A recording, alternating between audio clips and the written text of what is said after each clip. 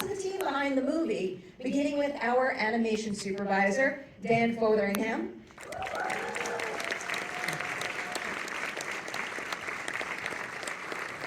Congrats on the movie, Dan. We also have visual effects supervisor, Adam Valdez. Congratulations. Please welcome cinematographer, James Laxton.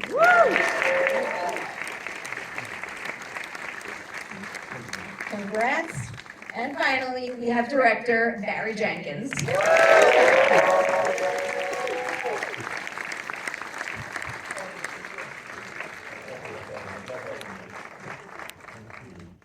Yet another big congrats to you all on this feat. So Barry, I'm gonna come your way first so we could talk a little bit about signing on to direct this film. When this opportunity first comes your way, especially given it's a very different type of film for you, what is something about it that makes you think, I have something to gain from this as a director who is always evolving my craft? That's an interesting way of putting the question. When I read the script, I hadn't seen the 2019 film. We had been making The Underground Railroad through the bulk of 2019 and into 2020. It's a thank you, that one person saw it. It was a very, very intense process, like very intense. The world just disappeared for the time we were making this. I had no idea the movie had even come out. And when I read the script, I saw so many wonderful things that Jeff Nathanson had done with these characters. Jeff Nathanson, the screenwriter. And then I watched the 2019 film and I thought, this is a strange technology. This is a strange way to make a film. And it couldn't be more different than the thing James and I had just finished doing for 112 days at that point. And I don't know, something about it, I just thought, I think we can chase this. And I will say, I'm glad James is here, because he was the first person I called. I was like, am I fucking crazy? Or is there something interesting in this that we can chase? And he said, I said, yeah. and that really was how we ended up making the film. You always have to feel a little crazy. If you don't, is it worth it? Yeah, I mean, that's a great point. And this did remind me, because the technology is so new, and these guys have done it more than anyone else. These guys also worked on, I know Adam worked on The Jungle Book and won an Oscar for The Jungle Book. Well, yes, that's true. Yeah, he won an Academy Award for visual effects in The Jungle Book. So, but for us, it was like, well, for me at least, it was like going back to film school. I didn't know you needed light to expose film when I first got to Florida State, and I had to learn that in order to learn how to make movies. And this was also learning how to expose an image with a completely different new technology. Apparently you don't need light. Need virtual light. You do that. Before we start to dig into some of the specifics with the visuals, I did want to ask you one story question as well, because you just brought up Jeff, who wrote the screenplay here. So you have his screenplay. His screenplay is essentially based on iconic source material. When you get that screenplay and also kind of view, I guess I would say, Lion King lore, what is space you find within those two things that you thought maybe you could fill in your own unique way as a filmmaker and storyteller? I wasn't looking for space between two things. I wasn't as well versed on Lion King lore as he clearly had become while making, because Jeff also wrote the 2019 film, remake that he and John Favreau did.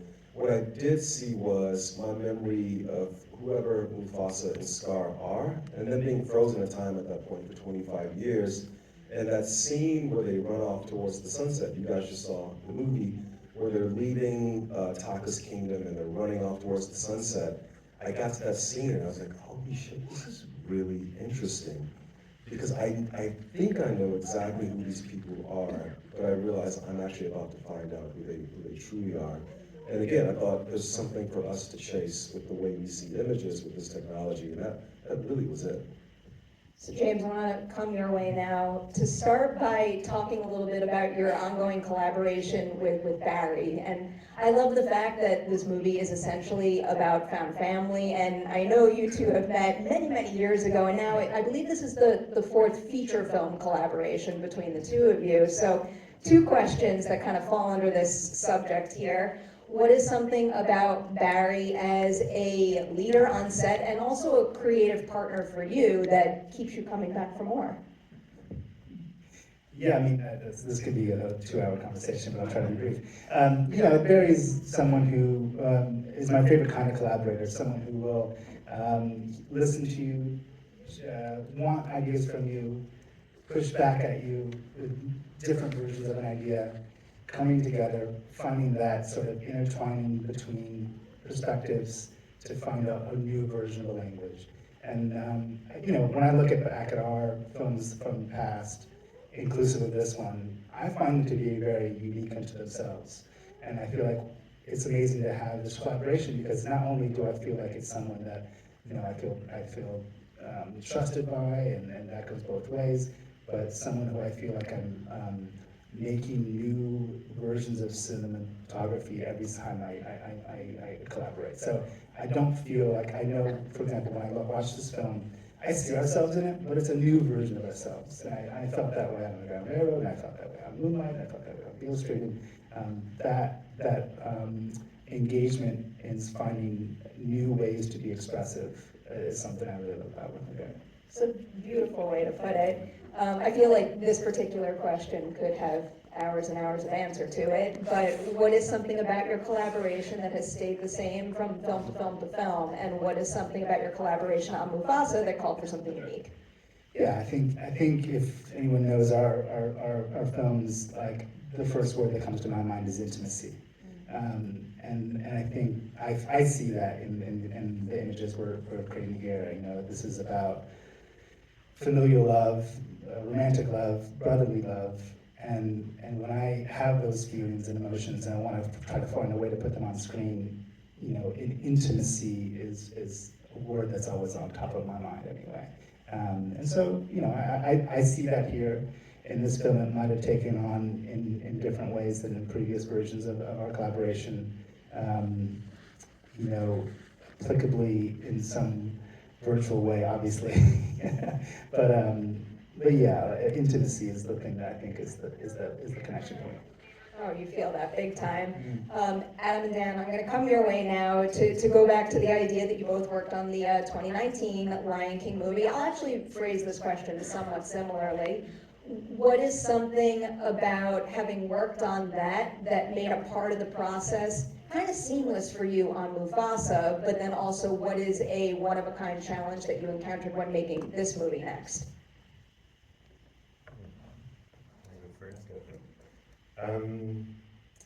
I guess the similarities are simply that it's a fully animated movie both times. But, so we've been through the steps. But I think this time we wanted to really, these two over here have worked together so much as we just got to hear about. And we're the new kids on the block into this gang.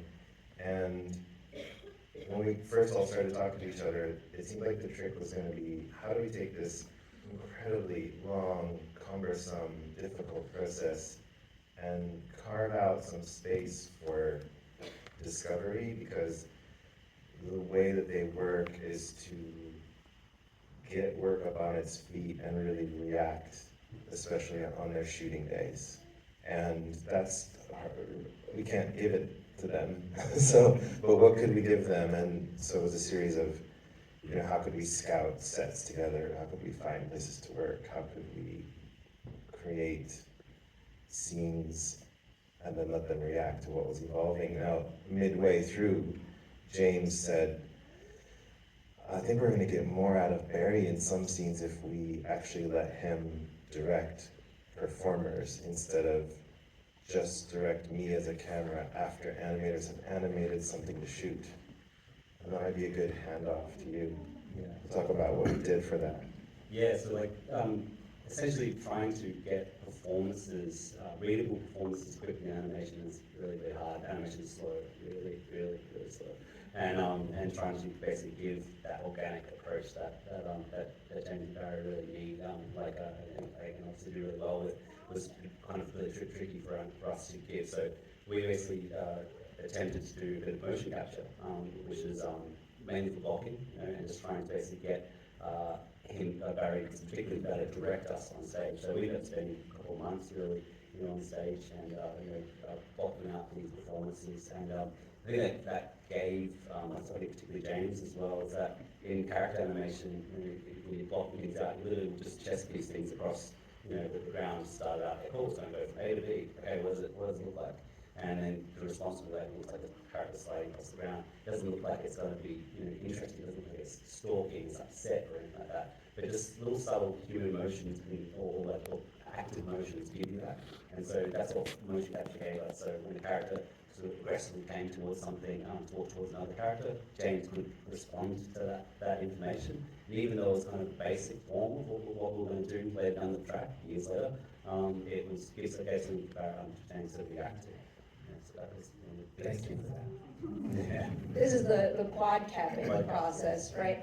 Can you explain a little bit about what makes this quad capping different from other performance capture we've seen in the past? And also, I'd heard a lot about the fact that the only reason you were able to do that is because certain technology evolved at like the pitch perfect moment that you were able to utilize it when you needed.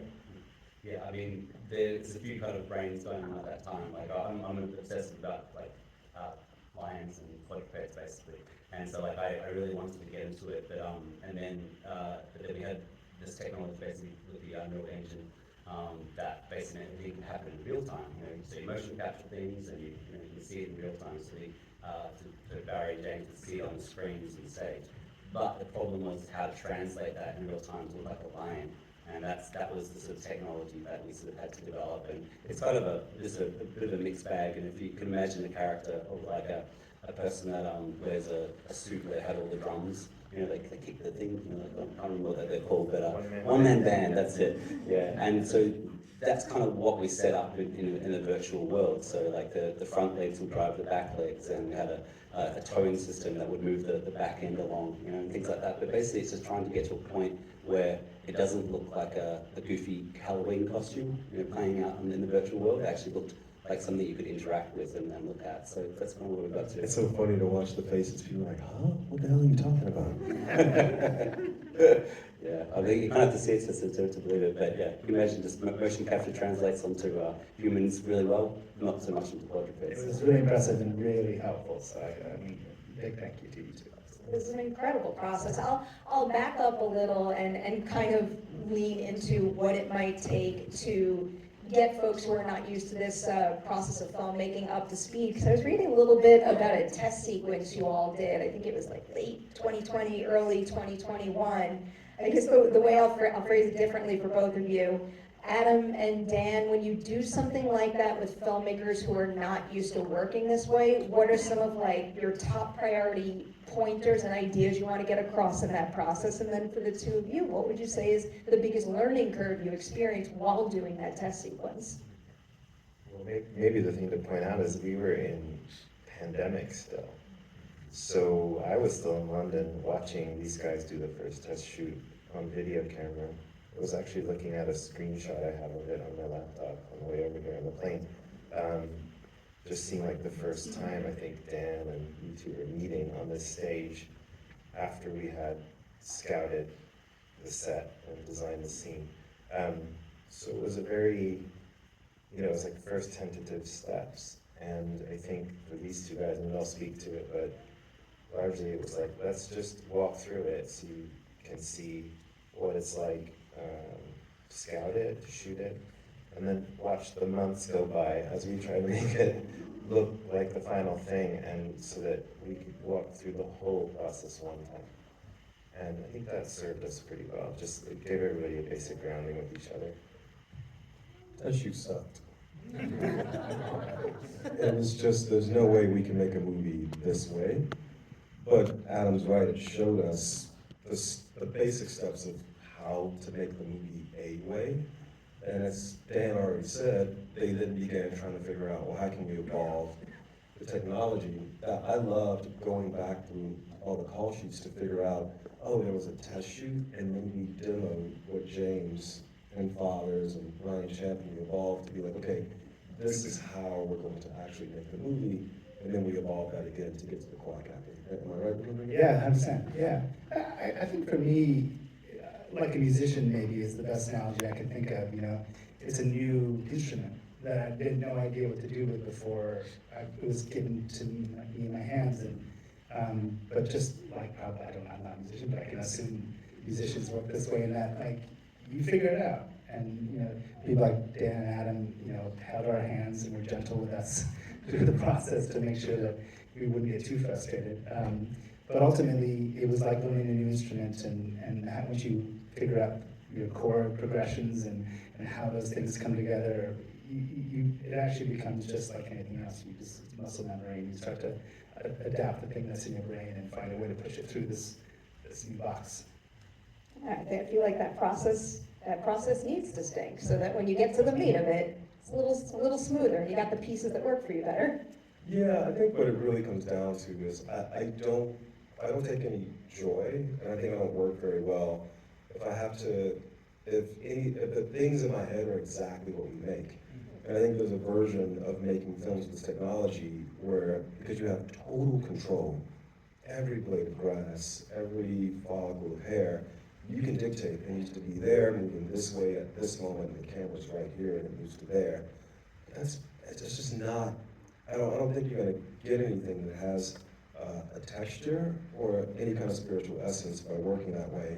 And so we did have to figure out how can we create just enough of it, as Adam was saying before, set it in motion, and then rather than creating images, capture images.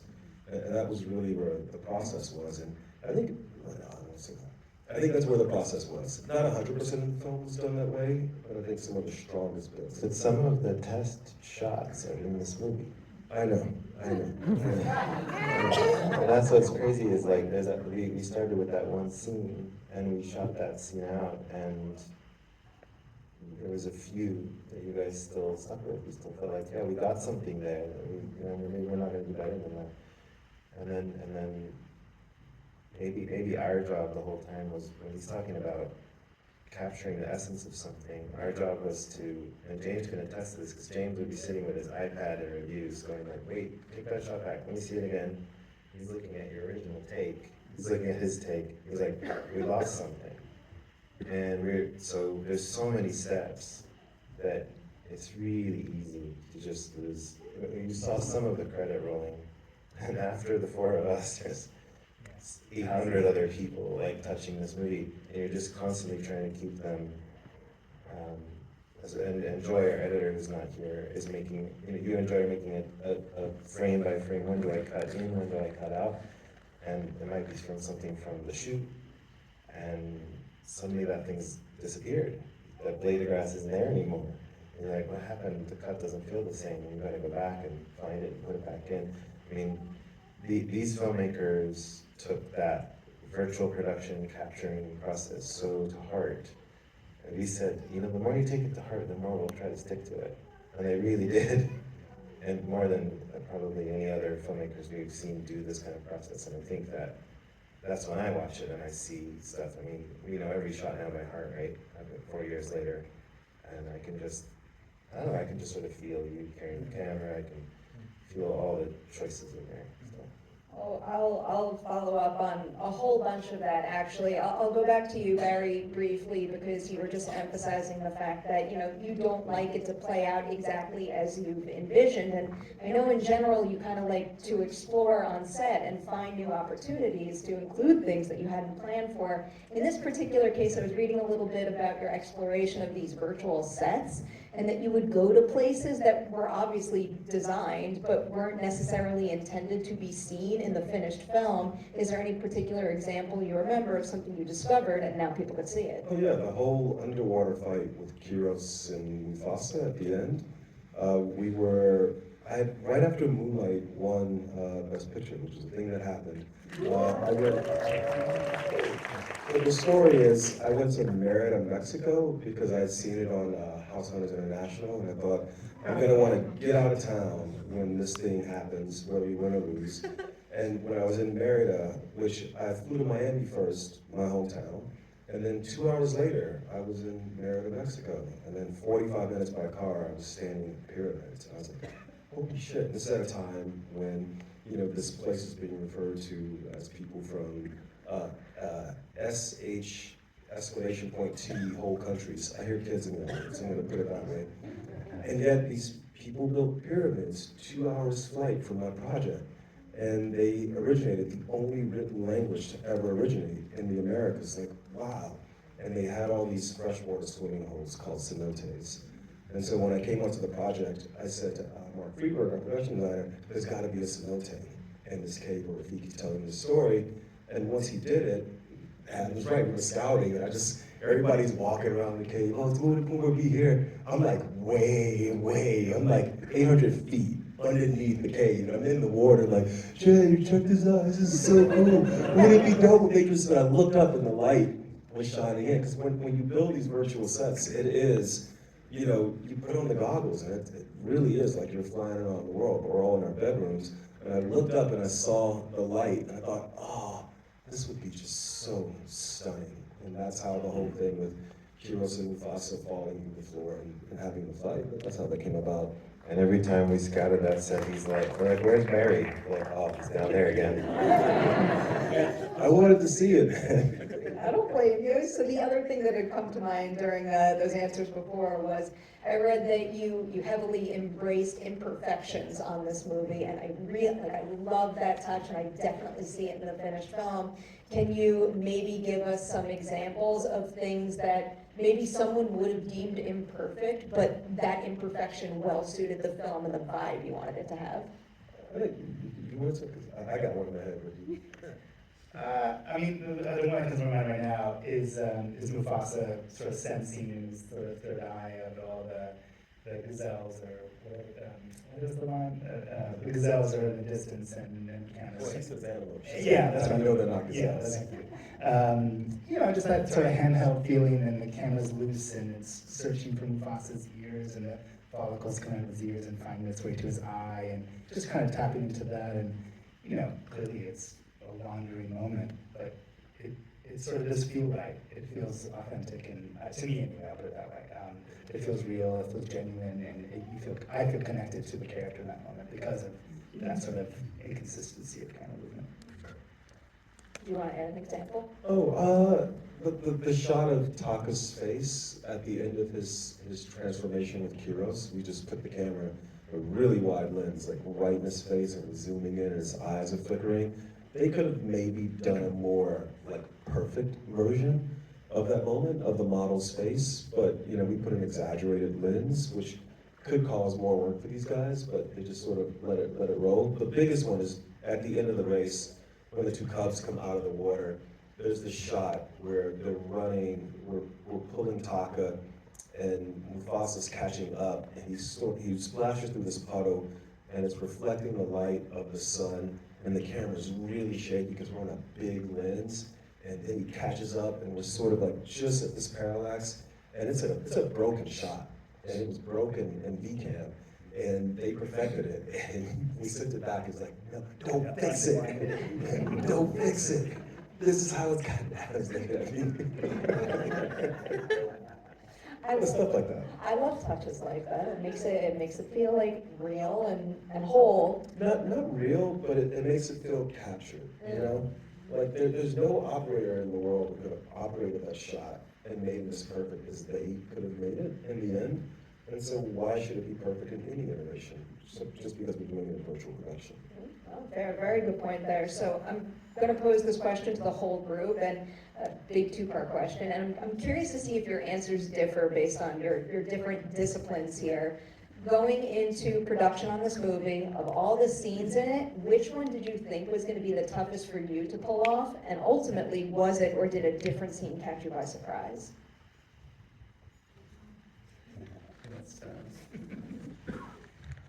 I think I'll start.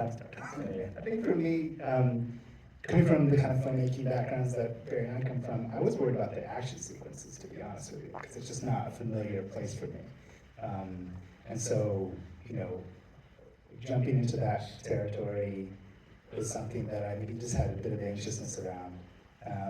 But I think I'm probably, really proud of them, honestly, at the end of the day. I think that while I feel like we captured an exciting energy, I also feel like we kept it really story-based and kept it really character-based. And so that blend of things was, I'm really proud of them, honestly. The hardest ones that I maybe didn't see coming, I don't know. I'll be honest, none really come to mind. I think the support by these two gentlemen over here and many others in their teams, I honestly felt like I had such a great sort of team behind the scenes that I don't know, I felt like I struggled with that much in a sense, yeah. Hands down, the flood sequence. With Mufasa getting tossed around the water, the whole bath. We did months and months and months, if not years of work on that. And that was really, really tricky, just simply by being able to, you've got undulating water that's not going to be real until it's real, like until it's being fully realized, and sort of trying to work our way through the story to work out what's actually happening in that chaotic moment. That was really, really, really tricky to get through. Yeah, it's good too. I think our Malele dream sequence, the butterflies and the beautiful colors, that song, just, I think, finding everything it needed to be over time, just figuring it out was probably one of the ones that was the trickiest to do. And I would say the other thing was James working on color and working on our look, was also just a long evolution. Not a difficult thing, it was just like one of the bigger processes. And because I thought maybe we'd set it and we'd get it early, but I think we set one thing and we worked on it more and we worked on it more. And 3 years later, we were still working on things. So that was an interesting process, and I'm really happy where we ended up, because that was definitely fascinating, for sure. For me, I guess I'll go opposite direction. Coming into this, James and I just finished filming the Underground Railroad, and we had kind of evolved a camera. We had evolved this camera aesthetic where the camera's kind of omniscient and it's moving through space in relation to what the characters are doing. And I thought it was going to be really difficult to do that. In this film, given the way you make these movies, especially the way we started off making the movie, it just wasn't the test scene, it sucked. But there's a scene where Rafiki's fishing and Mufasa walks up to him at night after waking up from this nightmare. Actually wasn't in the film as of about 8 months ago, but then it came back.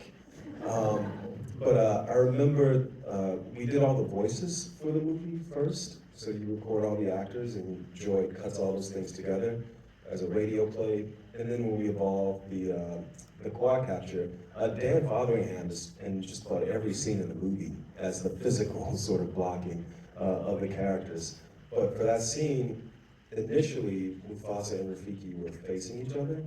And James and I, again, we sort of evolved this camera where the characters are moving and the camera's moving, and if the camera doesn't need to cut, it just doesn't cut. So that was a scene where right away when we played the radio play out loud, I realized that Mufasa wouldn't be able to say the things to Rafiki he was saying to his face, so he needed to move around to the rear of the little fishing hole. And so we started evolving it, and Father sort of drifted around to the back, and James was drifting as well. And then there was a moment where we just realized there's going to be some reflection in the water. And James did the tilt down and came back up, and it just played. And it was like, oh shit, I'm sorry. Oh man. we could just play in this environment the same way we would play on something like the Underground Railroad. And I think that really opened up the process, for me at least, because I didn't know that kind of thing was possible in making a film like this. Otherwise, Fotheringham is absolutely right. The flood was by far the most difficult sequence to capture in this film. Worth all the time that went into it. I have to wind down with you, so I'm going to end with a group question. It's one of my favorite questions to ask, or it has been recently, because I was talking to another director, and it just took a while to emphasize just how happy it made him to see the people working on his movie take such pride in their work and be so enthusiastic about telling that story. So can you each recall the single moment when you felt the most joy as an artist making Mufasa the Lion King? That's a 4-year process, man. To choose from. You know it's not the test sequence, though. It's definitely not the test sequence. No, it is not. It is not.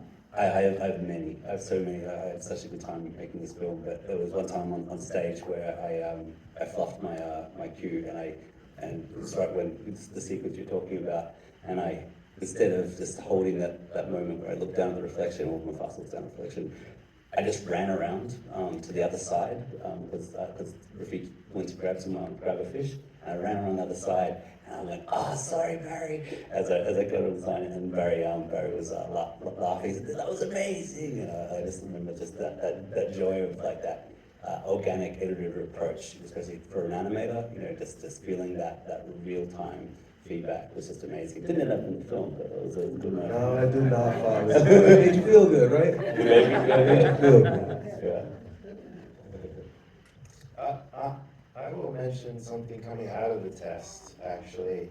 There's a shot of Obasi when Mufasa says they'll be coming for us. And Obasi looks around and says, "How did you know this?" And I think at the end of that test, despite that it's the early days and it's like clunky and rough, and it was a difficult pandemic and everything, you said to us, "Those eyes, I need that in the rest of the movie."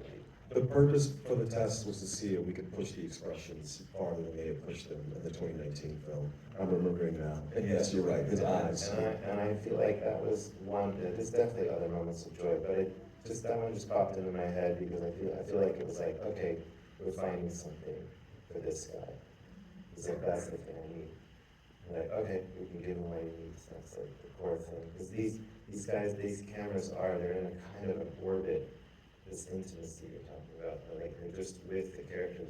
And this was sort of the crossing your fingers. Can we get this right? Is this going to work?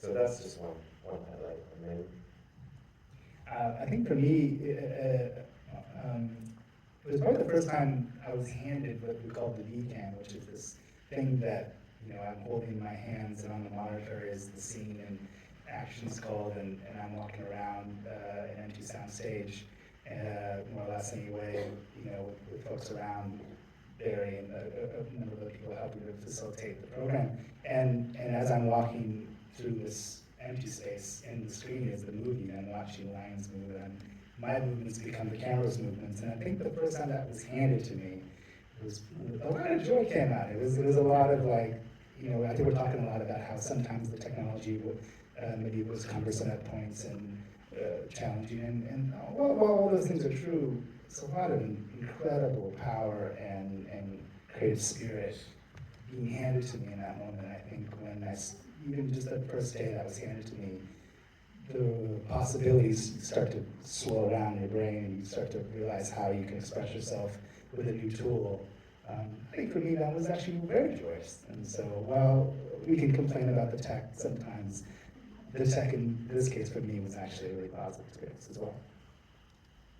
I've been scratching for an answer while they're answering, and I can't come up with one. It was just too damn long a process. I can't remember. I'm so sorry. It was too doggone long a process. I'm trying to remember out the curves. I'm sorry. That's what I got. I'll follow up briefly to maybe pull one specific thing, because we haven't taken a single moment to touch on your incredible ensemble here. Is there any particular moment when you were working with one of them when, I don't know, they just like nailed something in a way you never could have imagined at the start? Yeah, it wasn't about nailing things so much as I'm always trying to, like James was saying, have these moments, or Adam, have these moments of discovery. And in the movie, we have these outsiders who are these lions with this white pigmentation. Which is actually something that occurs in the wild. They have this genetic mutation, and so they're born with a white fur. And we were recording with Dr. Connie, who plays the elder Rafiki and Blue Ivy, the eldest and youngest members of our cast. And he's an older cast. He's got all these stories, and he's like, Barry, I was in a movie with these white lions, and it's so funny because in that movie I was protecting them. I was like, what? He goes, yeah, there's certain parts of Africa where these lions people hunt them because they think they're bad luck and they're evil. And he goes, isn't it funny that in this movie that instead they become these very evil beings? And so we just riffed out this whole thing where Kiara, the youngest person in the movie, who I think young people will see themselves when they go to see the film, where she asked the question, well, who are the outsiders? And it gave Dr. Connie the opportunity to tell this really beautiful story. And he says, when the people most like you don't love you is a hurt that can cause the greatest pain, and this pain can lead you to hate everything. And to me, that really encapsulated what The Lion King is in its best version, where you can have these characters living these lives, and through that, you know, young people and adult people and elder people can have these discussions about why the world has shaped these characters to be the way they are. Because in the one film with Dr. Connie, a character like Heroes is behaving in one way, but in this film, he's behaving in a different way. So I thought it was a really lovely thing. Beautiful memory right there. We have to wind this down, so I'm going to say yet again, huge congratulations. Wait, can I say one thing? Wait, pause. Oh my God. So I went to film school at Florida State University. And I didn't think I could make movies. And somehow I had this professor who believed in me, and I made this short film. James shot it. It was the first short I ever made that really made me believe I could be a filmmaker, and I dedicated it to that professor, and she is sitting right there. This is Brandy.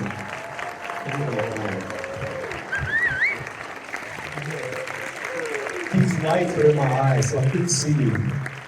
But I just saw you. Oh my, thank you so much. No Moonlight, no Bill Street, no Underground Railroad, no Mufasa without this woman. I love you. Thank you so much. That was beautiful. Thank you. Thank you for sharing that. Congratulations on the film, and thanks to everybody out there for being here tonight. Yeah, good on So did you cast Aaron?